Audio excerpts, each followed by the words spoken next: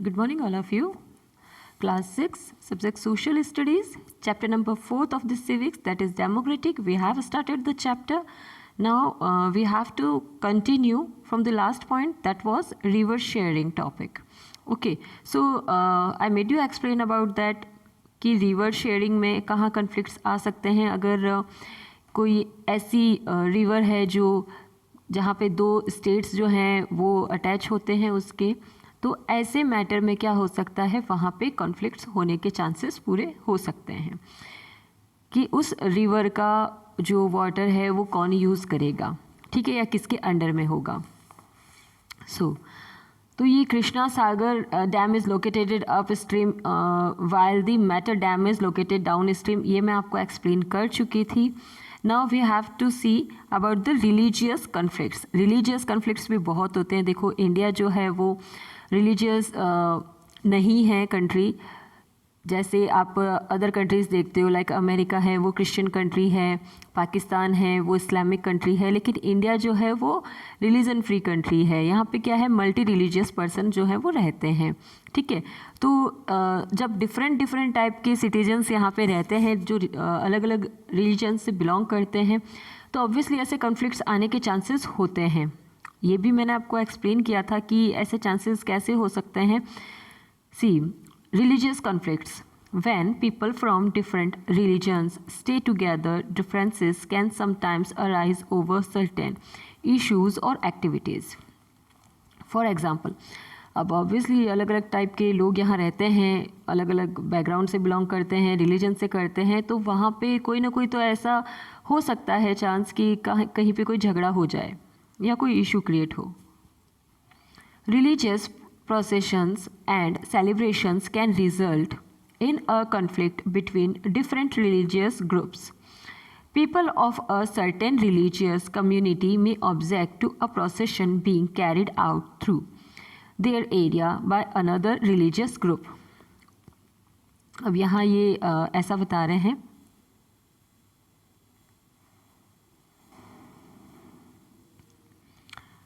कि यहाँ पे अलग अलग कम्युनिटीज़ के भी लोग रहते हैं, तो ऑब्वियसली उनके जो एम्स हैं, टारगेट्स हैं वो अलग अलग होते हैं, कल्चर होता है वो अलग होता है, तो कई बार इनमें क्लैश होने के चांसेस हो सकते हैं.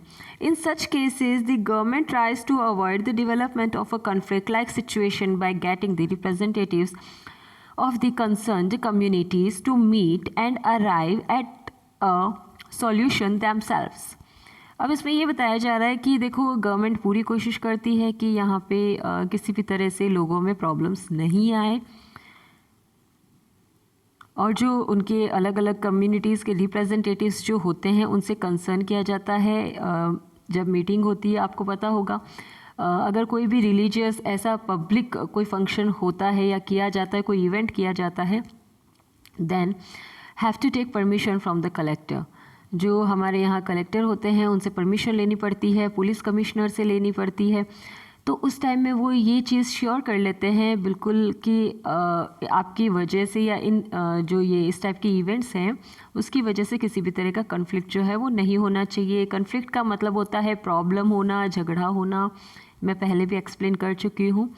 तो इस तरह के कोई भी मैटर नहीं होने चाहिए, कोई भी ऑब्स्टिकल्स नहीं आनी चाहिए एक रिलीजन की वजह से दूसरे रिलीजन को. The police play an important role in helping the government in this task. अब पुलिस का बहुत इंपॉर्टेंट रोल होता है गवर्नमेंट की. देखो गवर्नमेंट तो ऑर्डर करने का काम करती है, बट एक्चुअली उसको एग्जीक्यूट करने का काम कौन करता है, पुलिस करती है.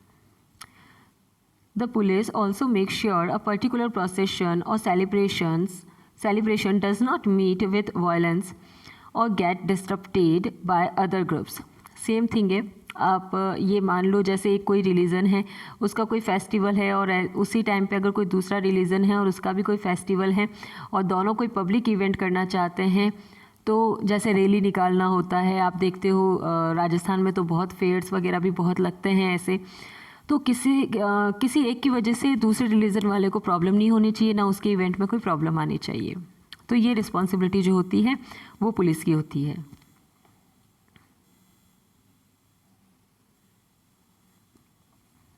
Equality and justice. Equality and justice are the twin pillars of a democracy. देखो ये दो पिलर हैं इक्वलिटी एंड जस्टिस किसके, डेमोक्रेसी के. Democratic governments work towards ensuring equality to all people. People are treated equally and no person or group is discriminated against or suffers injustice on any ground. अब इसमें ये बताया जा रहा है, देखो गवर्नमेंट जो होती है यानी कि डेमोक्रेटिक गवर्नमेंट की थर्ड फॉर्म जो होती है, जो आज के टाइम में आधे से ज़्यादा कंट्रीज़ जो हैं इसको फॉलो करती है, मोर देन कंट्रीज़ फॉलोड और applied this type of form of the government, that is democratic government. इसकी रिस्पॉन्सिबिलिटी ये भी बनती है कि लोगों में एक इक्वलिटी बनाई जाए, सबके साथ में इक्वल बिहेव होना चाहिए, चाहे वो किसी भी ग्रुप से बिलोंग करता हो, किसी भी तरह का डिस्क्रिमिनेशन नहीं होना चाहिए, किसी भी तरह का इनजस्टिस नहीं होना चाहिए, किसी के साथ अन्याय नहीं होना चाहिए. बहुत मुश्किल है इतने सारे लोगों को जो अलग अलग कल्चर से, ट्रेडिशन से और रिलीजन से बिलोंग करते हो, यहाँ तो रीजनल एरियाज़ भी आ जाते हैं, तो उनकी वजह से भी क्या हो जाता है, ऑब्वियसली डिस्प्यूट होने के चांसेस हो जाते हैं. तो इन सबको एक साथ मेंटेन करना बहुत मुश्किल होता है. गवर्नमेंट के ऊपर, स्पेशली इंडियन गवर्नमेंट पे तो बहुत बड़ी रिस्पॉन्सिबिलिटी है. एज़ यू नो, छोटी छोटी बातों पे भी यहाँ क्या होता है, इंडिया में एक चीज़ ज़रूर मैटर करती है, वो मैटर करती है कि आप देश के लिए कुछ अच्छा हो रहा है नहीं हो रहा है इतना नहीं सोचेंगे, लेकिन अगर रिलीजन पे बात आ जाए तो सब उठ खड़े होंगे. मतलब अगर कोई एक इसमें most of the middle class family ऐसी होती है जो इन्वॉल्व कम होती है. लोअर क्लास को तो क्या किया जाता है, ब्राइब दे दी जाती है या उनको टॉर्चर कर दिया जाता है या मिसगाइड कर दिया जाता है, ब्रेन वॉश कर दिया जाता है, तो उनको आना पड़ता है किसी भी रीज़न से आ जाए.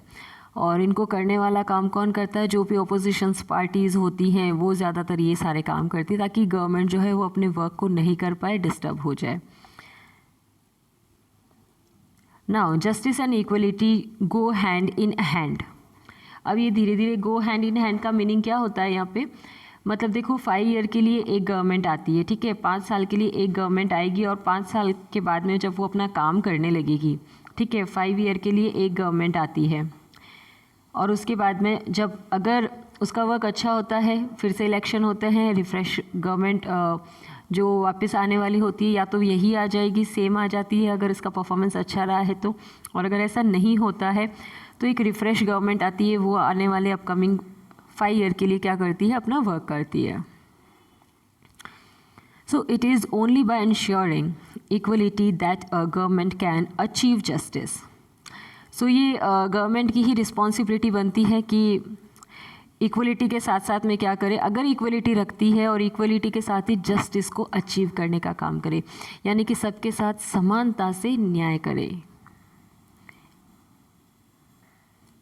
Now, keeping this in mind, Indian leaders laid down rules in the Constitution to ensure equality to all citizens of India.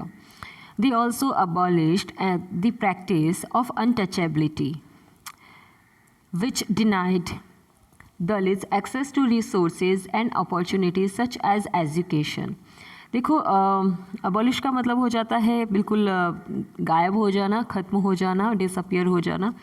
तो देखो इसमें बताया जा रहा है कि इंडियन जो लीडर्स हैं वो इस चीज़ का ध्यान रखते हैं कि किसी के साथ में भी, ये लीडर्स कौन होते हैं, हम गवर्नमेंट की बात कर रहे हैं, गवर्नमेंट जो रिप्रेजेंटेटिव्स होते हैं उनकी जिम्मेदारी बनती है कि सबके साथ इक्वली बिहेव होना चाहिए, just because of due to constitution. Constitution में लिखा हुआ है इसके लिए भी, और उनका काम ही यही है ना. जो फंक्शंस होते हैं तो वैसे ही क्या होता है, इन लोगों के भी बहुत सारे ऐसे फंक्शंस होते हैं जो इनको परफॉर्म करने होते हैं.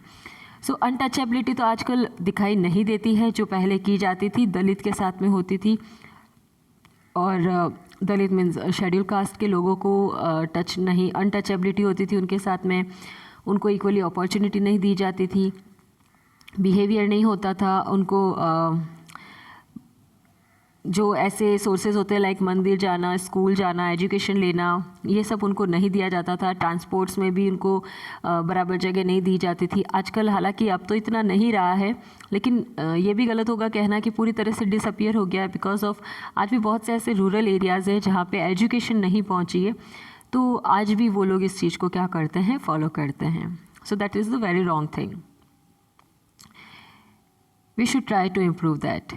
The Constitution has put the responsibility of ensuring equality to all people, especially those groups which are unequal like the poor, women, Dalits, tribals, on the government. India में इन सब कैटेगरीज के लोगों की हालत सच में बहुत ज़्यादा ख़राब है।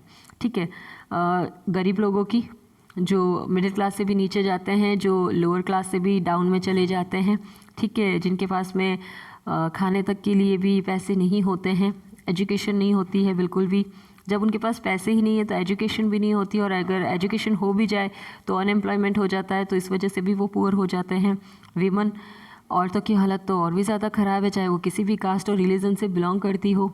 बहुत अगर आप कोई लड़की हैं और या कोई वीमन है और अगर आप एजुकेटेड हैं और आपको सब कुछ फैसिलिटीज़ मिल रही है, that means you are very lucky.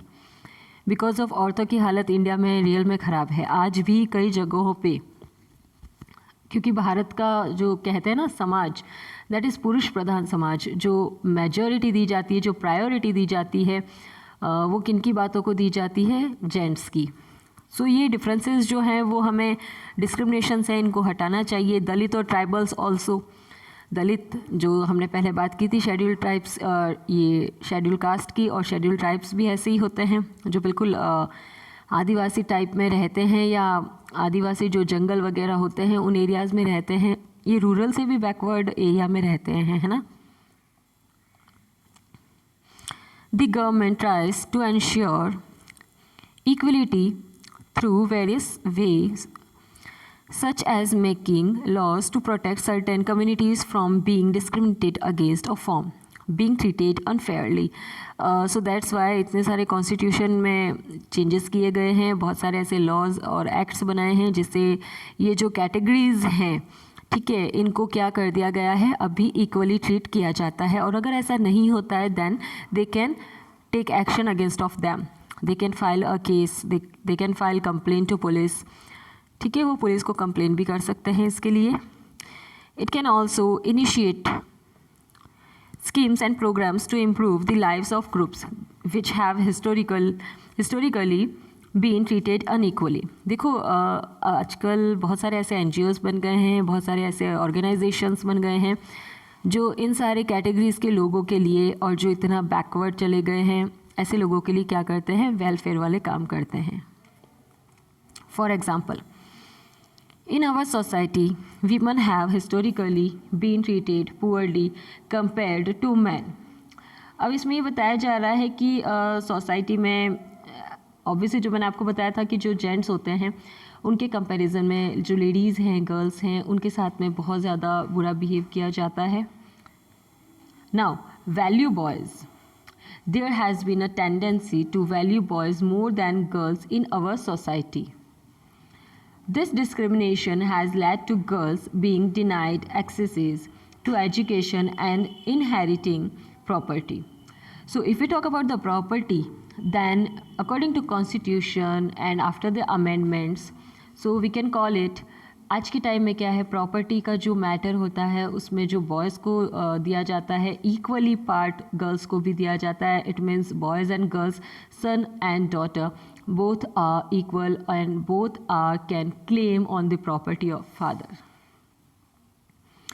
To end this inequality, the government has made special provisions like providing free education to girls or lowering fees for girls in educational institution. So देखो ये कि भाई गरीब हैं, पैसा नहीं है, इस वजह से गर्ल्स जो हैं उनको पढ़ाते नहीं हैं.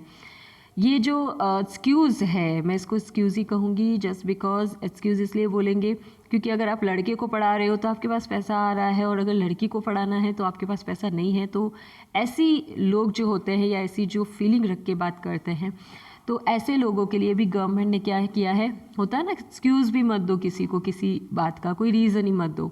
तो गवर्नमेंट ने क्या किया है, गर्ल्स के एजुकेशन को फ्री कर दिया है। गवर्नमेंट स्कूल्स में गर्ल्स को एजुकेशन फ्री दी जाती है, बुक्स फ्री दी जाती है, यूनिफॉर्म भी फ्री दी जाती है। इवन अब तो इतने ज़्यादा चेंजेस हो गए हैं कि लोग बोलते हैं स्कूल बहुत दूर है तो आने जाने में प्रॉब्लम होती है, तो क्लासेस वाइज क्या हो गया, पहले साइकिल दे दी जाती है, फिर स्कूटी दे दी जाती है, राइट, स्कूटर वगैरह जो प्रोवाइड करवाते हैं, कन्वेंस प्रोवाइड करवाते हैं। तो गवर्नमेंट इतना कुछ तो कर रही है लोगों के लिए। या फिर बहुत ज़्यादा कम फीस ली जाती है। वैसे मैं आपको बता दूं, इन राजस्थान तो ऐसा कुछ भी नहीं है, कहीं पे फ़ीस नहीं ली जाती है। स्पेशली स्कूल की बात करें तो स्कूल तक का तो फ्री है, और उसके बाद में कैटेगरी वाइज क्या हो जाता है, आपको कंसेक्शन मिल जाता है उसमें। The government has also passed new inheritance laws, government ने नया लॉ भी पास कर दिया है। उसके अकॉर्डिंग क्या है, एक लेडी को पूरा हक है अपने फैमिली की प्रॉपर्टी में शेयरिंग करने का। अगर वो बेटी है तो भी उसे पूरा हक बनता है शेयरिंग करने का। Till recently some states did not allow Hindu women to get a share in their families property. अभी बताया जा रहा है कि बहुत सारे ऐसे स्टेट हैं इंडिया में जहाँ पे हिंदू रिलीजन में क्या कर दिया जाता है कि प्रॉपर्टी जो है उसमें शेयरिंग नहीं दी जाती है। इसके पीछे बहुत सारे एक्सक्यूजेस दे दिए जाते हैं, बोल दिया जाता है कि भैया तुमको डाउरी दे दिया है, तुम्हारी शादी कर दी है उन पैसों से, एंड लाइक दिस। लेकिन ऐसा होता नहीं है, that is not right thing, क्योंकि शादी तो लड़के की भी होती है, फिर भी उसको प्रॉपर्टी दी जाती है ना, देते हैं कि नहीं देते हैं। ये अलग टेंडेंसी है कि हाँ वो डाउरी लेके आ रही है, डाउरी ही गलत चीज़ है। सबसे पहली बात तो यही है कि आप डाउरी दे ही क्यों रहे हो, ठीक है, आप उसको इक्वली शेयर दे दो ना, तो वो उसके लिए ज़्यादा यूजफुल रहेगा। So let's continue. After the father's death the property was divided equally between sons. In 2005 the government change the law according to the new law Hindu succession amendment act 2005। 2005 के act के बाद ये अमेंडमेंट हो गया है कि father की property में सन और डॉटर दोनों को बराबर मिलेगा, and there mother get an equal share, और उनकी जो मदर है, ठीक है, उसको भी। अच्छा, ये सब चीज़ें जो है वो ऐसा नहीं है कि आप घर में लड़ पड़े कि भैया मेरे को प्रॉपर्टी चाहिए, पापा ऐसा लॉ कहता है कि मुझे प्रॉपर्टी दो, नहीं होता है। यहाँ पे मतलब ये है कि उनका हक होता है। इसका मतलब ये नहीं है कि आप उनसे प्रॉपर्टी छीन सकते हो या ज़बरदस्ती हो जाएगा। फादर की डेथ के बाद में जब प्रॉपर्टी का डिवाइडेशन किया जाता है तब की बात कर रहे हैं हम। और अगर ऐसा नहीं होता है, सपोज़ कुछ बहुत अच्छी फैमिलीज़ होती हैं, जॉइंट फैमिलीज़ होती हैं जो क्या करती है, इक्वली साथ में रहती हैं, तो उनका बराबर राइट बनता है। जब प्रॉपर्टी का डिवाइडेशन ही नहीं हुआ है तो उनका कोई राइट ही नहीं है कि वो अलग से प्रॉपर्टी ले सके। So the new law applies to all the people of the country. अब इसमें बताया जा रहा है जो न्यू लॉ है उसमें बिल्कुल अप्लाई कर दिया गया है, कंट्री के सारे लोगों पे इक्वली अप्लाइड होता है। ऑब्वियसली सेंट्रल गवर्नमेंट की तरफ से अगर ये ऑर्डर होता है या कॉन्स्टिट्यूशन में लिख गया है तो सारे स्टेट्स के लिए बराबर है इसको मानना, एंड कंपल्सरी भी है। So that is enough for today. Now we will continue in the next class. हम जब नेक्स्ट वीडियो आएगा उसमें आपको लेंगे with a new chapter. Till then take care of yourself and thank you for the